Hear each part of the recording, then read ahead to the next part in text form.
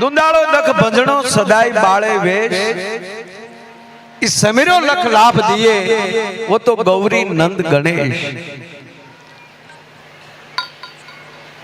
जेनो सदाय ने माटे रूप बाळक बाबू मने एक भाई पूछेलू मने क्या देवताओ जेटला भगवान छे ए युवान ज केम लागे, दाढ़ी मूछ केम नहीं, युवान केम? अब अमुक ने एम ज छे के आवड़ा हारे जशे પણ કાંઈક તો હશે ને, એટલે આવા મહાત્મા એટલે મને કે નહીં એને કેમ આવું નહીં? ભગવાન કૃષ્ણ 126 વર્ષને આવ્યું, ભગવાન રામને જે નક્કી નથી કરી શકતા તો મને કે દાઢી મૂછ કેમ નહીં? હાવ યુવા અવસ્થા કેમ? એટલે મેં મારી બુદ્ધિ પ્રમાણે જવાબ આપ્યો. મેં કીધું જેમ આપણી ઊંચાઈ 20 વર્ષ અટકી જાય, જેટલું લાંબુ થવું હોય એટલું 19 વર્ષ સુધી થવાય. 20 ઝેર આવી જાય, 20 એટલે ઝેર.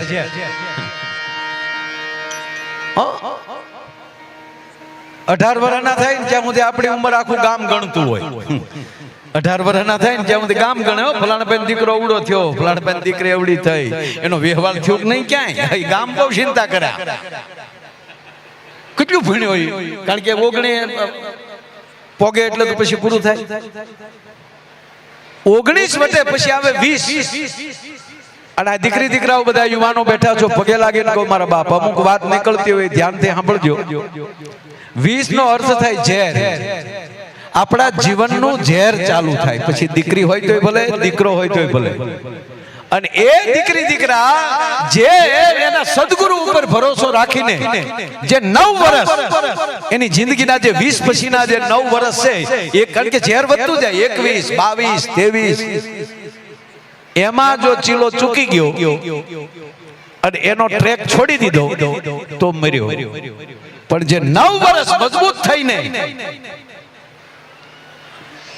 એના માવતર ઉપર ભરોસો રાખીને, એના સદગુરુના શબ્દો ઉપર ભરોસો રાખીને જે દીકરી દીકરા એમ કહેવાય કે 9 વર્ષ એમ કહેવાય બરાબર પાળી લે, એટલે તરત આવે તરીશ. તો દુનિયામાં તરીશ. નહીતર આવે કે ફલાણ બેન છોકરો તો એ બધું બેન કર્યું ને, એ તો ત્યાં હમણાં જડતોય નથી, પોલીસ ગોતે છે. પણ નહીં, જે મજબૂતાઈથી જે પોતાના 9 વર્ષ કાઢ નાખે અને એ બરાબર જીવે તો તરીશ. પણ એક પછી તરતો થા તો એકલો ન તરતો, મિત્રોને સાથે લેજે. 31, 32, 33 કોકને હારે લેજે, તારજે. અને બીજાને તારતા શીખી જાય ને એટલે એ 40, તો તું જગતમાં 40. અને જગતમાં ચાલતો થાય ને એટલે 41, 42 જ્યાં જાય ને તારા નામની તાળીઓ પડશે. પણ એ તાળીનું ધ્યાન રાખજે, સદગુરુને સાથે રાખજે. નહીતર તરત પાછું વનવાસ આવે છે. 51, 52 આ 100 સુધી છે, પણ આપણે બહુ નથી જવું આગળ. હા, આવું બધું 100 સુધી પોગી જવાય. આપણા એકડા ને આપણા કક્કાની કઈ જેવી તેવી વસ્તુ નથી બાપુ. આ વખતે મારે મૌન હોય, આમ તો દર વર્ષે મૌન હોય, એટલે ખૂબ સારા બધા મિત્રો આવે. એટલે ગોયલ સાહેબ આ વખતે કેવું કર્યું ખબર? બહુ જે મોટું, કારણ કે મારે મૌન બેહવાનું હોય એટલે અમુક અમુક એવી વાતો શરૂ કરે ને પછી એને હું નોટબુકમાં લખીને આપું કે કક્કા લખો. બાપુ લગભગ કક્કા ન થાય, કારણ કે બહુ મોટા થઈ જાય પછી કક્કા ભૂલાઈ જાય. પરિસ્થિતિ આ છે મારા બાપ. એટલી ઊંચાઈ. મને હમણાં એક ભાઈ પૂછ્યું ને મને કે મારા ભાઈ લગન એટલે શું? મેં કહ્યું લગન એટલે પતંગ. લગન એટલે પતંગ. અમુક પતંગને તમે દોરી બાંધો તો ઉપર ન જાય, જેમ દોરીને આમ ઝટકો મારો તો નાન્યા નાન્યા આમ કાવા માર્યા કરે. હવે ઈ પતંગને ચગાવી તો શું કરવું પડે? વાહે પૂંછ બાંધી ગયો પછી ઉપડે, ઈ લગન. ઘણી પતંગો નાન્યા નાન્યા શેરીઓમાં કાવા મારતી હોય. કોકે ખોટો ખોટો દાંત કાઢે તો એ શેરીમાં 10 વાર હોંડાજી આવે. ગાંડી છે તારી માં, મરી જાય આમાં. હું કામ લેવા દેવા વગરના પેટ્રોલના ભાવ વધારે છે. હવે એવી પતંગને પૂંછ બાંધી ગયો પછી ઉપડે. પણ અમુક પતંગ ઉપર જાય ને સાહેબ તો એ લખણ ન ભૂલે. ઉપર ગયા પછી આમ ઢબે તો ખરી જેઠાલાલ ઘોડે.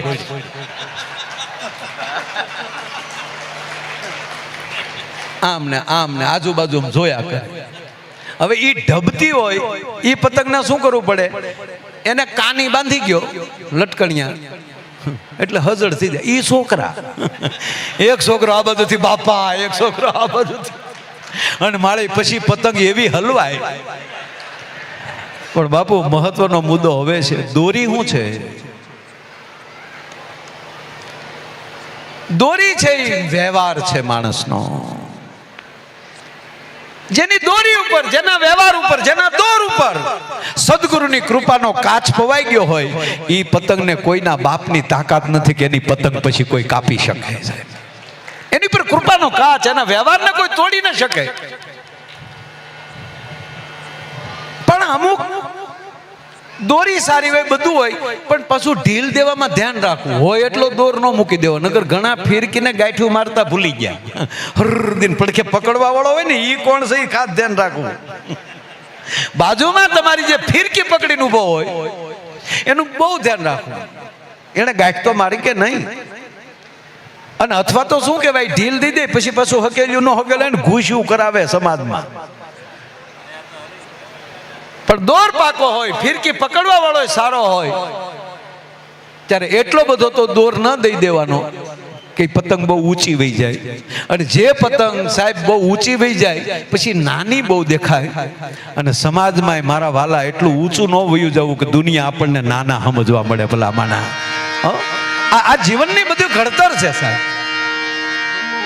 તમે કલ્પના તો કરો, આ છેલ્લા બાપુ 25-30 વર્ષમાં આ કેવા ઉત્સવો થાય. આપણા વડીલોને પૂછો, આપણા માતાજીએ કાળી ચૌદશ ને દિવાળી દી જાતા.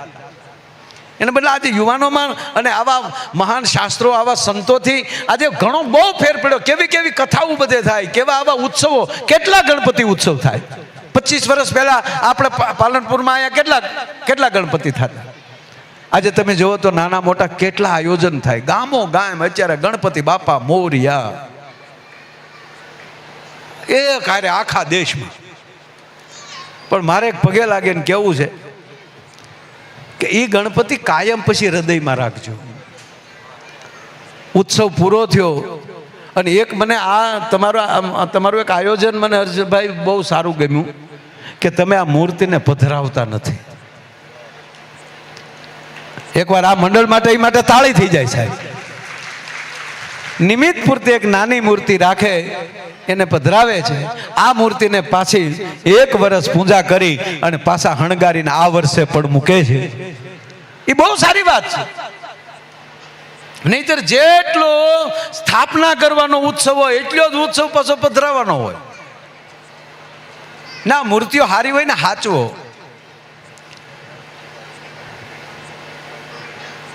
મુહૂર્ત બાબુ મૂર્તિ બનાવવા વાળો હતો ને એ તો સતત ભગવાનની મૂર્તિઓ બનાવે. તે એકવાર એને ભગવાન અરે ભેટો થઈ ગયો. કારણ કે રોજ ભગવાન મૂર્તિ જ બનાવવાની, એની જ કલ્પના કરવાની કે આવા ભગવાન લાગે. એની પાસે કાંઈ ભગવાનનો ફોટો તો ન હોય. એ કેવડો જે આ કલાકાર જે કારીગર હોય એ કેવો મહાન હોય સાહેબ. કલ્પના તો કરો કે એ કેવું એમ કે આવો ભગવાન દેખાય તો સારું, આવો ભગવાન દેખાય. તે સતત ભગવાનમય. એમાં એકવાર ભગવાનને બે ભેગા થઈ ગયા, ભગવાન પ્રગટ્યા. એટલે આને કારીગરે કીધું કે પ્રભુ, હું તમારી મૂર્તિ બનાવું છું, તો હું તમે સર્જક છો, હું સર્જક છું, તો હું એવો શ્રદ્ધાથી બનાવું છું કે અમારી બનાવેલી મૂર્તિ એ બધાય પૂજે છે. અને ભગવાન તમે ક્યાં સોગડીએ આ બધી મૂર્તિઓ બનાવી? એ કે ભેગા બેહતા નથી. એ કે ભેગા તારી બનાવેલી મૂર્તિઓ છે એ કે ભેગી બેહતી નથી. આડાવડા જ્ઞાતિવાદમાં વયા જાય છે. આડાવડા આ ધર્મમાં ન ફાવ્યું તો પછી તો હાવ આખા ધર્મમાં વયા જાય છે. અને આમ ગણીએ તો 2025 વર્ષ પહેલા બાપુ એક ધર્મ જ નહોતો બીજો. 5,500 વર્ષ પહેલા ભગવાન કૃષ્ણ સર્વ ધર્મ પરિત્યજ્ય મામેકમ શરણવદ, હે અર્જુન તમામ ધર્મ છોડી તું મારે શરણે રહેજે. ઈ ધર્મરાજાને ગાદીએ બેહાડીને બધાય ધર્મનો ભૂકો બોલાવી અને સનાતનની સ્થાપના કરીને નારાયણ વયો ગયો. તો એટલું નહીં, ધર્મરાજ યુધિષ્ઠિરને ગાદીએ બેસાડીને ભગવાન કૃષ્ણ કહે છે કે યુધિષ્ઠિર હવે એક પણ રાજા નાનો નહીં, તમામ સાથે સંબંધ લઈ લે. જ્ઞાતિ તોડી નાખી. હેડંબા સાથે ભીમને પરણાવ્યો, કોઈ જ્ઞાતિ જ નહીં બીજી. નાગલોકમાં અર્જુનને પરણાવે, કોઈ જ્ઞાતિ નહીં. સાહેબ આપણે 5,500 વર્ષ પહેલા ભગવાને આ કર્યું છે. હવે ફરીવાર આવા મહાપુરુષોની હાજરી છે અને કહું છું બાપ, હવે જ્ઞાતિ જાતિના વાડા મૂકો, હવે ગુજરાતી બનો. ભગવાનને થાવું જોઈએ મારી બનાવેલી મૂર્તિઓ હવે બરાબર ખીલી છે. મને ક્યારેક ગયા આવે બાપુ આ પ્રાયશ્ચિત થાય છે ને એને આપણે માન નાખ્યા, ભૂકા જ નીકળી જવા જોઈએ. આપણે જાય તો આપણે એમ થાય ગંગાએ કેટલું માણા આવે, પણ આવે શું કામ? હું તો ગંગાએ બેઠા બેઠા એમ કહું હાલે લે તમે આવ્યા. અમારે તો બાપુ પરબારા પૈસે જ જવાનું. આ વખતે હું હરિદ્વાર ગયો ને ગંગામાં ડૂબકી મારી તો ગંગાજી બોલ્યા કે આ વખતે કોને ટિકિટ લઈ દીધી?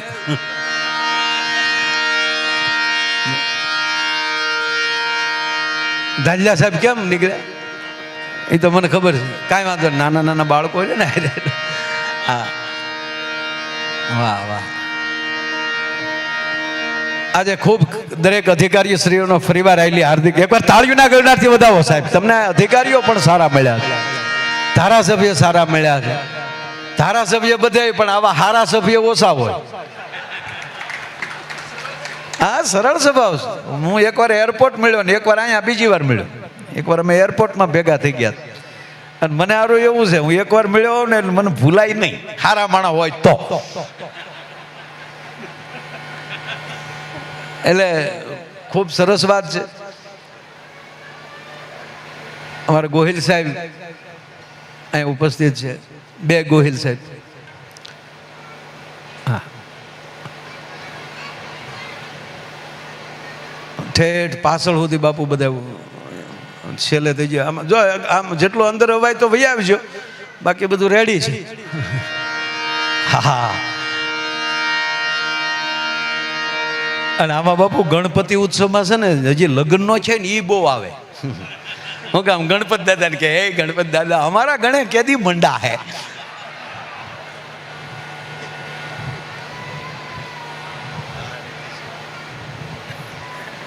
અને હજી બાપુ ઘણાને એ નથી ખબર હો કે આ ભગવાન પાસે હું માગવું એમ.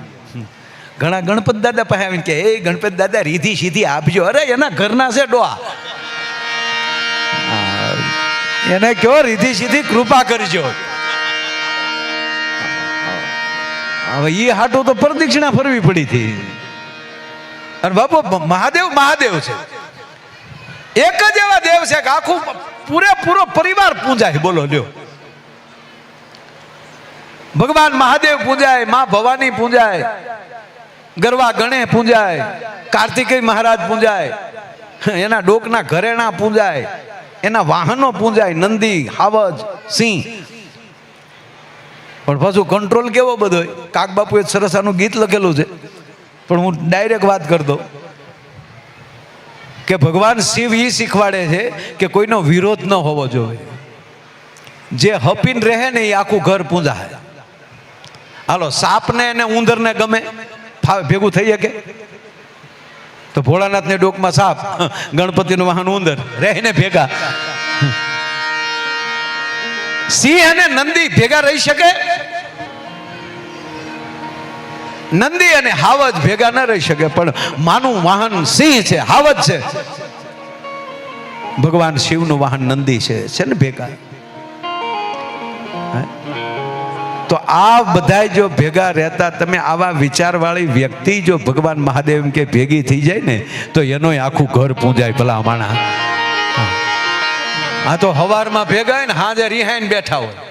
નવી નવી વહુ પરણીને આવી એટલે એની સાસુએ કીધું, વહુ 4-5 દી થયા પછી બેસાડ્યા, વહુ બેસો અહીંયા, પરણીને આવ્યા છો પણ તમને ચોખવટ કરી દઉં, ઘરની ગૃહમંત્રી હું છું, અમે બધાએ ખાતા વેચી લીધેલા છે, ગૃહમંત્રી હું છું, મારો દીકરો છે એ નાણામંત્રી છે, તમારા સસરા રેવન્યુ મંત્રી છે, તમારે કયું ખાતું જોવે કયો? બોલી હોવે કીધું હારા હારા ખાતા તમે ઘરના લઈ લીધા, હું વિરોધ પક્ષમાં બેહી આ તમારી સરકાર નહીં હાલવા દઉં, આને તમે આને શું કરવું કયો? હાલો લ્યો, હા, જ્યાં હંપ હોય ત્યાં જ્યાં એકતા હોય, આ ભગવાનોને આપણે ગરબા ગણેને પૂંજીએ છીએ એનું કારણ એ જ છે કે આપણે કંઈક શીખવે છે. આવડા મોટા ગણપતિ વાહન ઉંદર, આ એની સરળતા, બાપુ એના 2 દીકરા મહાન, બોલો ગરબા ગણે તો સવાલ નથી. અને કાર્તિકેય મહારાજ એ તો દેવોના સેનાપતિ છે, દેવોની સેનાના સેનાપતિ કાર્તિકેય મહારાજ. પણ પ્રથમ પાયામાં વાત એ આવે કે આ જગતમાં જે એની જનેતાનું કીધું કરતો હોય ને જે એના સદગુરુનું કીધું કરતો હોય એ એકવાર દુનિયામાં પૂજાય. માવતરના મોટા માલી, માના મોટા માલી, કારણ કે જે શબ્દ નીકળે એને બ્રહ્મ માની લે કે ના મારી માં ખોટું ન બોલે. કારણ કે આપણા કોઈ ગુરુ હોય તો 2 જ ગુરુ, પહેલા પ્રથમ ગુરુ ઈ માં છે અને પછી આપણો સદગુરુ છે. પણ માં અને સદગુરુમાં ફરક એટલો કે માં કુખથી જ્ઞાન આપે છે બાપુ, અને સદગુરુ મુખથી જ્ઞાન આપે છે. અને જેની માવુએ કુખથી જ્ઞાન આપ્યા હોય ને એનું સંતાન સદગુરુના મુખની વાણી સાંભળી શકે સાહેબ, બીજાનું કામ નથી.